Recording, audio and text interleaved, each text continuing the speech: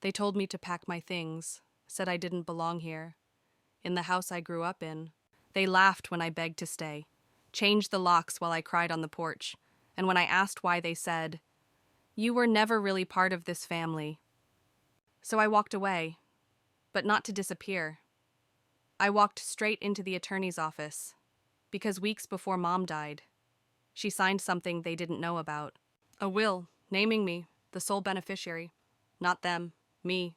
Now they're still living in that house, but not for free, because every month they pay rent to the girl they once kicked out, to the one they told to leave. My name is Madison Clark.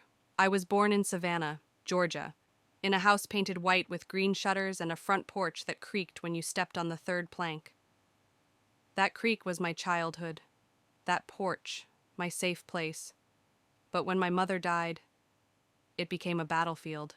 The day after her funeral, I came back from the store, arms full of groceries I bought with the last money in my account, and found the locks changed. My sister, Brianna, was standing on the front lawn, arms crossed, like she had been waiting for this moment her whole life. "You shouldn't have come back," she said flatly. I stared at her, confused. "What are you talking about?" She didn't flinch. "This isn't your home anymore." I looked at the door, the lock glinted, brand new, the key I had worthless. I tried to speak, tried to remind her that this was my home too, that I helped Mom take care of it, that I painted the back fence, mowed the lawn when Mom was in the hospital, but she cut me off with a laugh. "Mom took care of you out of pity," she sneered. "Everyone knows it." My throat burned. I could feel the heat crawl up the back of my neck. This wasn't just rejection, this was erasure. They had waited for her to pass, just so they could erase me. Her husband, Carter, stepped out of the house a moment later. He held my suitcase, the one with the duct tape on the side. "You left this in the hallway," he said, like I was some stranger. I took it, hands trembling. I didn't say a word. What could I say? They had already decided I didn't belong. I was the half-sister, the afterthought, the reminder that Mom had once made a mistake. So I turned around, and I walked away. But I didn't walk away defeated, because in the back of my mind, something clicked. I remembered the conversation. 2 months before Mom died, we were in her hospital room. The afternoon light was falling across her face, and she looked more peaceful than I'd seen her in years. She reached for my hand, weak but certain.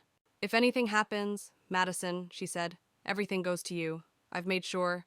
At the time, I didn't believe her. Or maybe I didn't want to. It felt too unreal, too generous. But now I needed to believe it. I found the old business card she had given me. David L. King, attorney at law. I tucked it into my pocket and spent that night sleeping in my car, parked behind a gas station.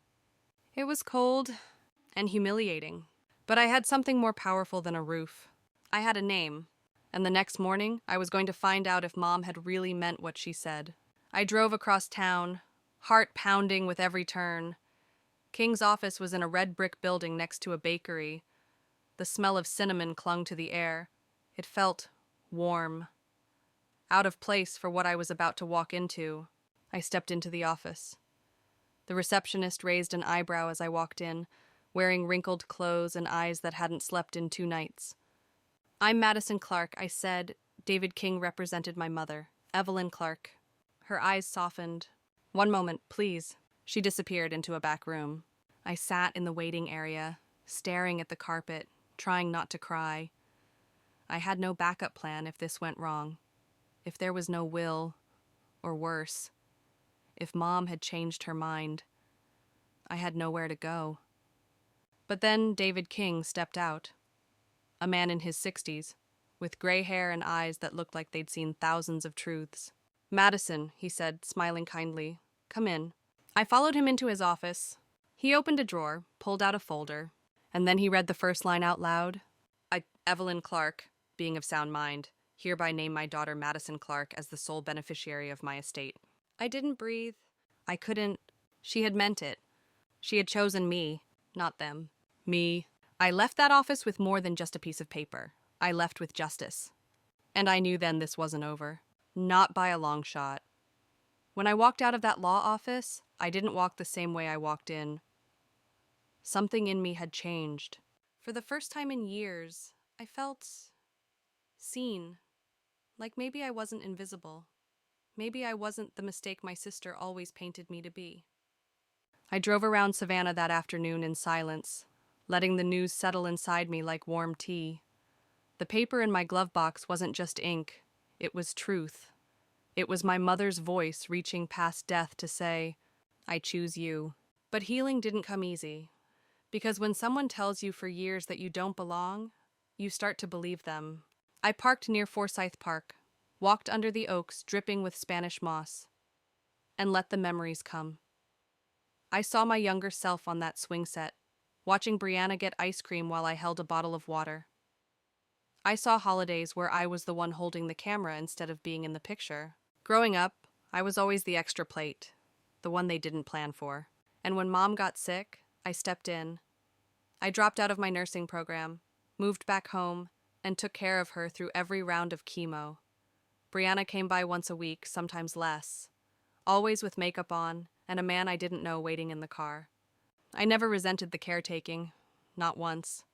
Because when Mom looked at me, she didn't see a burden. She saw her daughter. So why did everyone else treat me like I was just temporary? One afternoon, weeks before she passed, Mom said something that stuck with me. Blood doesn't always make someone family. Loyalty does. I didn't know then how much I'd cling to those words, because soon after she was gone, Brianna became someone I barely recognized. It started small. She moved furniture around, tossed out Mom's keepsakes, said things like, we need a fresh start, like Mom had been a phase to erase. Then came the lawyers, or rather the lack of one. Brianna claimed there was no will, claimed Mom never talked about anything, claimed it was all going to her. But I knew she was lying, because I'd been there. I saw Mom sign those papers, and now I had the copy in my hands. David King told me to keep quiet, at least for now. He said we'd proceed carefully, file the probate papers first, make it official. But I couldn't sit still, so I went back to the house. It was dusk when I pulled up. The porch light was on. The same creaky step still groaned under my foot as I walked up, but the sound no longer felt comforting. It felt foreign. I rang the bell. Carter opened the door, his expression contempt wrapped in smugness. Didn't we make it clear you're not welcome here? I smiled. Not because I felt strong, but because I knew something he didn't. I'm just here to pick up a few things, I said. Brianna appeared behind him, arms crossed. You should be grateful we didn't call the cops, she hissed. I almost laughed, grateful. They stole my home, spit on my grief, and expected me to bow. But I stayed calm, because in a few days, they'd receive an envelope from the court, and the shock in their eyes would be worth more than any scream I could give them now. As I walked away, I whispered, enjoy the porch while you can. That night, I couldn't sleep, not from fear, but from clarity. I realized something they needed me to believe I was nothing, because the moment I remembered my worth, they'd lose everything they built on my silence. The next morning, I helped David gather documents, utility bills, death certificate, title deeds. He walked me through every step of the probate process. You're the legal heir, he said. The moment this clears, they have no legal claim. I nodded, steady, composed. But inside, my heart was a hurricane. I didn't want revenge. I wanted truth. I wanted them to look me in the eyes and know they were wrong. I spent the next week preparing quietly. I didn't post anything. Didn't text Brianna, didn't argue online. I just waited. And when the official court date came, I wore Mom's old navy blue blazer, the one she wore to every important appointment. I could still smell her perfume in the collar. At the courthouse, Brianna showed up in heels, all attitude. She saw me and smirked. This is gonna be fun, she whispered. But when the judge read the will aloud, her face changed. Completely. She went pale, tried to interrupt, but it was too late. The will was notarized, witnessed, and valid. Every square foot of that house belonged to me. The girl they kicked out, the sister they ignored, the daughter they tried to erase. And as the gavel struck, I didn't celebrate. I just closed my eyes. and whispered, "Thank you, Mom." After the court hearing, Brianna stormed out of the courtroom without a word. Carter trailed behind her, looking more stunned than angry, like the ground had shifted beneath him. I didn't follow. I didn't need to. Outside, the air smelled like wet asphalt. It had rained while we were inside, just a light mist, but enough to freshen the city. I stood under the courthouse awning and watched them disappear into the parking lot. And I realized something. I didn't feel triumphant. I felt released. There's a quiet kind of power in knowing the truth is on your side, not because you shouted louder, not because you pushed harder, but because you waited patiently for justice to rise. Over the next few days, I got calls from people I hadn't heard from in years. An aunt in Atlanta who had always favored Brianna now wanted to check in. A cousin who once unfriended me on Facebook suddenly wanted to grab coffee. I didn't respond to most of them, because if they couldn't see my worth before the title deed had my name on it, they weren't going to see it now. I went back to the house a week later, this time not as a visitor, not as a ghost in someone else's story, but as the rightful heir. The front yard was quiet. A "for rent" sign had been posted by the steps. Brianna had moved out without a word. But I had already arranged with a local property manager to keep the house on file. I wasn't ready to move in, not yet, but I wasn't letting it sit in silence either. I walked the room slowly. The kitchen still smelled faintly of rosemary and lemon Mom's favorite combo. Her old teacups were boxed up. I opened them, one by one, and held each cup like it held a piece of her. In her bedroom closet, I found a scarf, navy blue, still soft, still warm.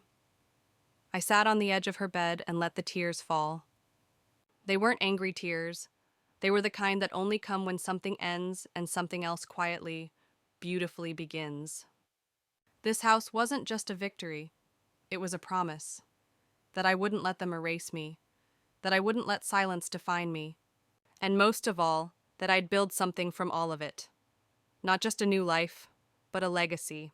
Because sometimes, revenge doesn't look like flames and fury. Sometimes it looks like paperwork, and quiet footsteps reclaiming a hallway that was once locked to you. I didn't need to slam any doors. They closed them first. All I did was get the keys back. Owning the house was only the beginning, because once the deed was in my name, reality settled in like morning fog, quiet, heavy. I had the legal rights, the keys, the title. But I also had years of broken trust, unanswered questions, and scars you don't see on paper. Everyone thought I'd throw a party, that I'd dance through the halls with wine in one hand and triumph in the other. But I didn't. I walked through the house like it was sacred ground. Each room whispered memories, some sweet, some sharp. In the living room, I could still see Mom folding laundry, humming gospel songs. In the hallway, I remembered my feet dangling as I sat on the stairs, listening to her and Brianna argue about money. And in the upstairs bedroom, the one I'd shared with Mom during her final weeks, I found the notebook. It was tucked under the mattress, a simple black spiral-bound journal with her handwriting on the cover, for Maddie. My breath hitched. I sat on the edge of the bed, held it in my lap, and opened the first page. Her voice spilled out through ink. "I know this world hasn't been fair to you, my girl, and I know I haven't always protected you the way I should have. But this house, it's yours, and so is your future. Make it beautiful. Make it loud." I closed the book and held it to my chest. It was like being hugged by a ghost. That night, I slept in my own room for the first time in months. No car seat, no cheap motel, just a real bed, under a real roof, my roof. But peace never lasts long when people are used to stealing it. The next morning, my phone lit up with a number I didn't recognize. I answered anyway. "You think you've won?" Brianna's voice spat through the receiver. "You think this changes everything?" I didn't respond. "You're still nothing. Madison?" she hissed. "Just a mistake that Mom never had the guts to fix." And then she hung up. I sat there for a long while, phone in my hand, staring at the wall. I thought about calling back, screaming, saying all the things I never said growing up. But I didn't. because Mom had already said everything that mattered in her will and in her notebook. Instead, I made a list, not of enemies, of goals. I wanted to fix the house, not just repaint it, but restore it, reclaim it. Every cracked tile, every creaky stair, I'd transform them from wounds into monuments. I got a job at a nearby bookstore. Quiet, steady work. I spent my evenings sanding cabinets and repainting walls. Neighbors began to wave again. The same ones who once avoided eye contact now offered me cookies and paint advice. And I didn't push them away, because forgiveness isn't weakness, it's freedom. One afternoon, while cleaning out the attic, I found a box labeled Summer 1996. Inside were old photographs, Mom, younger and smiling wide, holding a toddler on her hip. Me. There was no sign of shame in her eyes, only joy, and I realized then I wasn't her mistake. I was her miracle. That same night, I decided to host a small dinner. Just me, a few kind neighbors, and a chair left empty for her. We ate on the porch. The third plank still creaked. I didn't fix it. I wanted it to stay just like that. A memory that lived underfoot. In the weeks that followed, I took over the garden. Mom loved her roses, but they'd gone wild. I trimmed them back, watered daily, even sang to them sometimes badly. And they bloomed, like her memory had never left. Then one day, I got a letter from Brianna. It was short, no apology, just a statement, you may have the house, but you'll never be family. I folded the letter slowly, placed it in the same box as the court papers, and locked it away. Because I was done letting her words rent space in my life.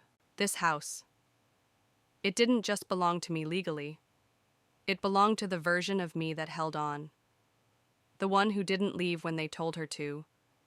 The one who rose, quietly, but fully. And someday, I'll have a family of my own. Kids who'll run down the hallway, leave fingerprints on the glass, and swing on the porch I rebuilt. They'll ask me who lived here before, and I'll tell them. Once, it was just me, and a story no one believed I'd survive. A week later, I got a call from Mr. King. He wanted to meet and go over some final paperwork. I assumed it was routine legal loose ends to tie up. But when I arrived, he looked at me differently. Not as a client, but almost as kin. He handed me an envelope. Inside was another note from Mom. It wasn't legal, just personal. If you're reading this, it means everything worked out. And I want you to know, Maddie, this house is just a start. Don't let it be your ending. Don't be afraid to leave it behind one day and build something even bigger. I sat there, silent, because even now, from beyond the veil, she was still guiding me forward. That night, I stayed up late in the living room. I lit one of Mom's old lavender candles, brewed tea, and opened my laptop. And I started writing. Not a letter, not a journal entry, but a plan. I called it the rebuild list. Page 1, fix the porch completely. Paint it navy blue, just like Mom's blazer.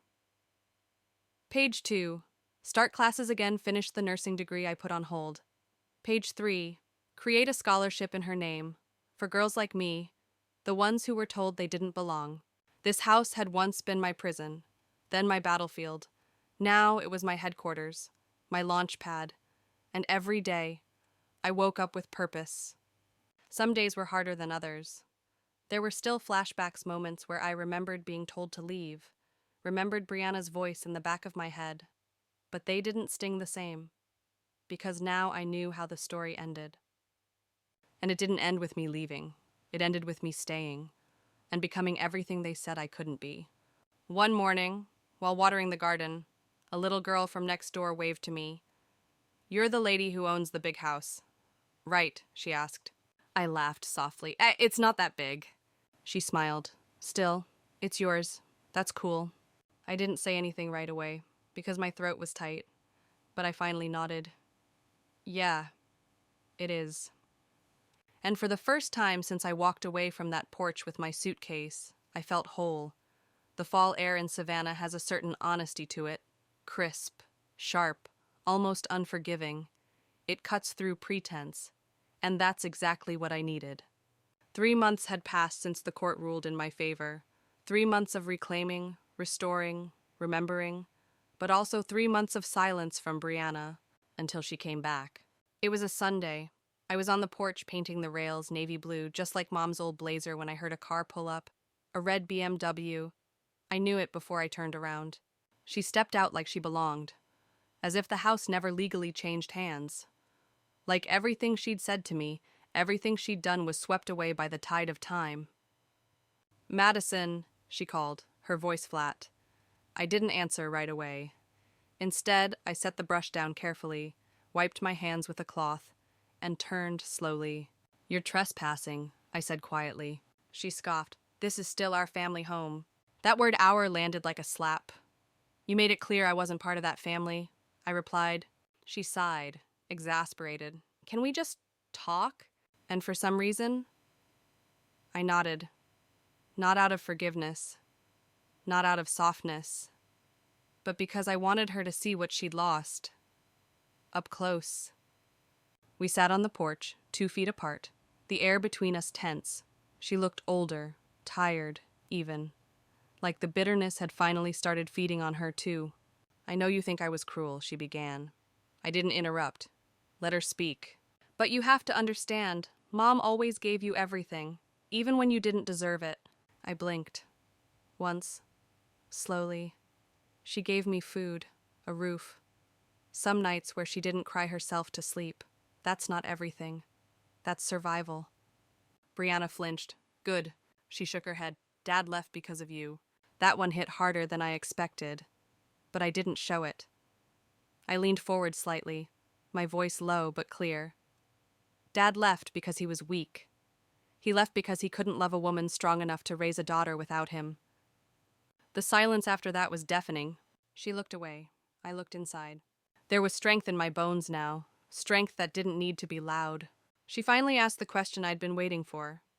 "Are you going to sell it?" I stared at her. "No." Her lips tightened. "Why not? You don't need it. You could cash out. Start fresh." I smiled then, not cruelly, not bitterly, but with purpose. Because it's not about starting fresh.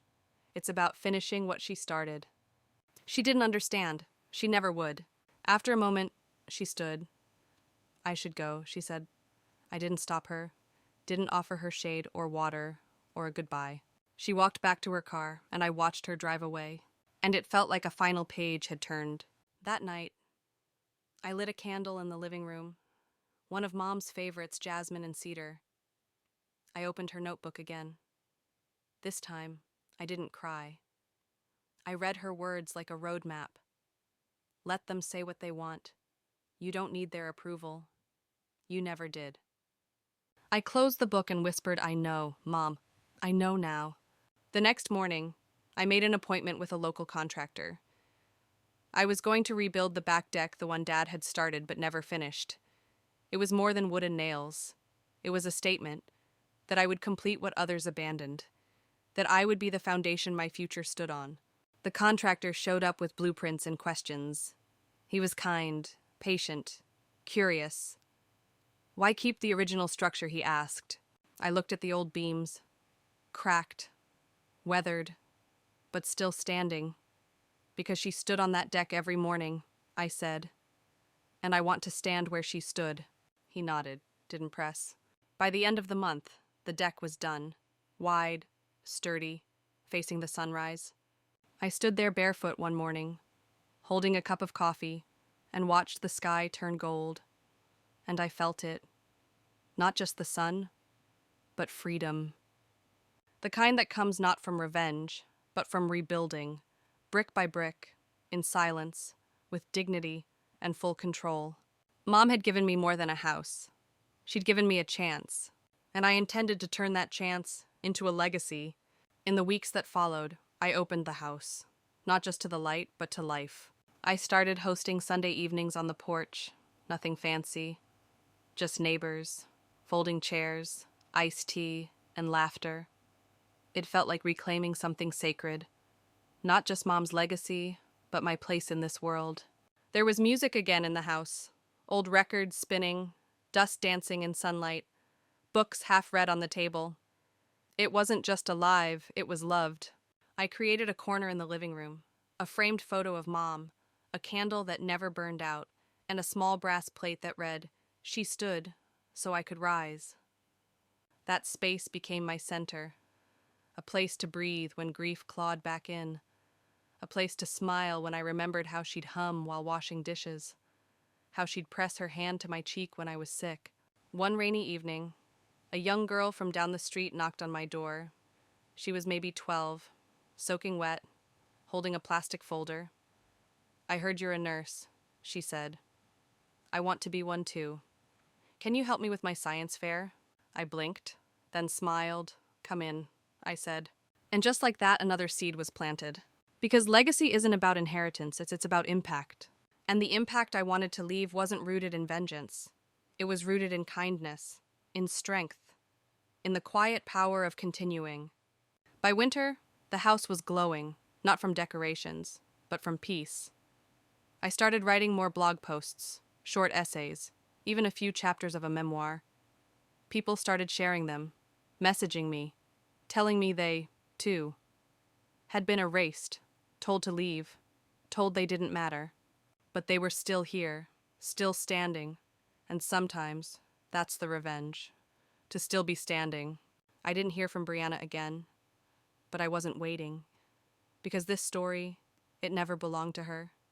It belonged to the girl they cast out, who came back without a war cry, only a signature. And a will, a mother's will, and my own, to stay, to grow, to turn every get out into a reason to build something worth staying for. It's strange how healing doesn't arrive with fanfare. There's no parade, no confetti, just quiet mornings where you realize you're no longer waiting for an apology. By the start of spring, the house was no longer just Mom's. It was mine, not just legally, but emotionally, spiritually, fully. The air inside it had changed. There were no more echoes of slammed doors, no more shadows of harsh words, just light and purpose. I'd rebuilt the place, yes, but what I really rebuilt was myself, and maybe that was the whole point. People started referring to me as the woman who turned everything around. I heard it in whispers at the bookstore, in smiles from the woman at the coffee cart downtown. And every time, I wanted to say, "You have no idea what I had to survive to get here," but I didn't. Because survival isn't about what you shout. It's about what you carry and keep moving with. One evening, I stood at the edge of the backyard where Mom used to plant sunflowers. I was holding a seed packet, not store-bought, hand-collected, from the last bloom she grew before she got sick. As I pushed each seed into the soil, I whispered a name: hope, grace, mercy, strength, truth. Each one a piece of me, each one a prayer. I didn't need revenge, I needed roots. A month later, the first green stems broke through the soil, and something in me did too. One afternoon, I received a letter from the probate office. Standard closure. It confirmed what I already knew: all claims were resolved. No further contests, no disputes. It was finished, legally, spiritually, line by line. I held the letter for a long moment, then folded it and slid it into Mom's notebook. Between pages lined with ink, grief and grace. I closed the cover gently, not with sorrow, with reverence. Because some stories don't end. They continue in gardens, in rooms filled with light, in the voices of girls told to leave who stayed anyway. That week, a local nonprofit asked me to speak. It was a group that supported women navigating estrangement, eviction, and estate battles. At first, I hesitated. My story was personal, raw. But then I remembered Mom's voice: "Don't let silence steal your strength." So I said yes. The night of the event, I wore her scarf, the navy blue one. I stepped onto the small stage, facing a room of women with tired eyes and trembling hands just like mine once were. I told them about the porch, about the locks, about the eviction that didn't just take my home, it tried to take my identity. And I told them how I fought, not with fists, but with paperwork. with patience, with proof. When I finished, the room was silent. Then applause, tears, hugs. A woman approached me afterward and said, "I thought I was alone." I squeezed her hand. You never were. That night, I walked home under a quiet sky, and for the first time in a long time, I didn't feel like a survivor. I felt like a leader. The house glowed softly when I reached the front gate. I paused before walking in.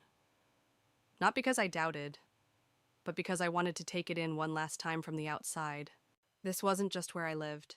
It was where I rose, where I rewrote the ending. They told me to leave, but I stayed, because it turns out I was never the intruder. I was the heir, and now I am the foundation. Not just for this house, but for every girl after me who needs to hear you belong. You matter. You are enough. Weeks passed, and I started getting letters. Not the bitter kind Brianna used to send, but letters from women across the state. One had lost her home to a forged signature. Another had been written out of her father's estate for marrying someone he didn't approve of. And they all wrote the same thing. Your story gave me the courage to fight. I kept those letters in a shoebox beneath the bench by the door. Every Sunday, I'd take one out, read it, and write back. Not a formal reply, just a note, from one survivor to another. Sometimes, that's all you need. Someone who says, "I see you." That summer, I hosted a backyard gathering. Nothing fancy, just open doors, folding tables, and stories passed like dishes. There were no formal speeches, only music and laughter. Halfway through the night, a woman I'd never met stood up. She said, "I came here thinking I was broken, but this place, this house, it's living proof that broken things can be rebuilt." The crowd went quiet, and then it applauded. I looked around. At the string lights I hung myself, at the deck I rebuilt, at the garden still blooming, and I realized something. This wasn't just a comeback. It was a movement. That night, I stayed out under the stars long after everyone left. I lit a candle by the roses and whispered, "We made it, Mom." And I swear somewhere in the wind I heard her laugh. Today, I still live in the same house, but it doesn't feel small anymore. It feels vast. Because when you reclaim something that was stolen from you, you expand, not just in space, but in soul. They told me to leave, but I didn't. I grew roots, and from those roots came something unshakable, a home, a future, a voice. The following week, I started something new. I called it the Porch Project. It was simple and open space for women in the neighborhood to gather, talk, cry, plan, and breathe. No therapy degrees required. Just honesty, just chairs, tea, and time. The first meeting had 4 people, the second 12. By the end of summer, I had to borrow chairs from the church across the street. They came with stories of divorce, eviction, betrayal. Some had been told they didn't deserve love. Others had been told they were too loud, too broken, too much. But when they sat in my backyard, they were just enough, exactly as they were. I wasn't their savior. I was just the girl who stayed, the girl who didn't leave, the girl who proved that losing everything doesn't mean you have nothing left to build with. And build we did. We painted fences, repaired hearts, swapped phone numbers and babysitting shifts. We created a village in a city that once told us to disappear. One woman brought her daughter. She looked around the garden and whispered, "I didn't know places like this could exist." I smiled, because neither did I, until I made one. This isn't the story of a house. It's the story of a woman who became unerasable. Because sometimes, all it takes is one locked door to teach you how to own the whole foundation. And now, when I walk the halls at night, I don't feel haunted. I feel held. I light the porch lantern. Every night. Because somewhere out there, another girl is being told to leave. And one day, when she's ready, I want her to know. There's a place for her, too.